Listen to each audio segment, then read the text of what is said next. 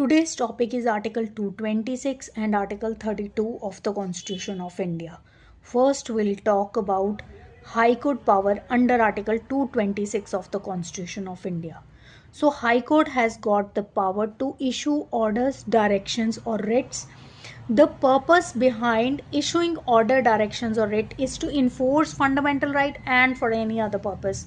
For any other purposes here means for the enforcement of any other legal rights other than the fundamental rights.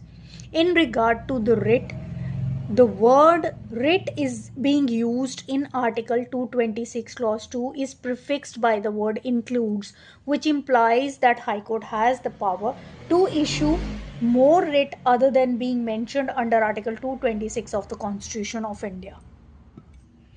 If we talk about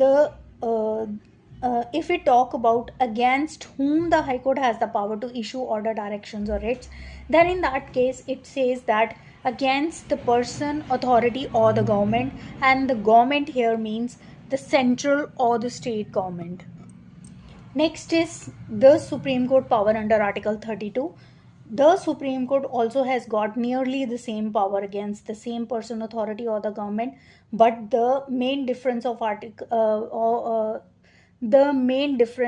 the power of the High Court and the Supreme Court is that the High Court has got the power to enforce fundamental right and for any other purposes, but the Supreme Court has got under Article 32 only the power to enforce fundamental right, but by virtue of Article 139, if the Parliament may by law extends the power of the Supreme Court, then the Supreme Court has got the power to enforce any other legal rights other than the fundamental rights.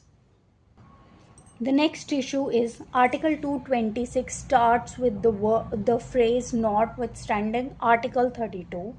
By this it simply says that petitioner has got the power to go to any court, whether it is Supreme Court or the High Court, but it is pertinent to mention here that the proper guidelines are being declared in P.N. Bhagwati versus Municipal Corporation of Delhi 1986 in 1987, wherein two judges bench requires the petitioner to go to the High Court first so that the majesty, dignity, and efficiency of the High Court is maintained, because taking over work of the High Court may undermine capacity and efficiency of the High Court.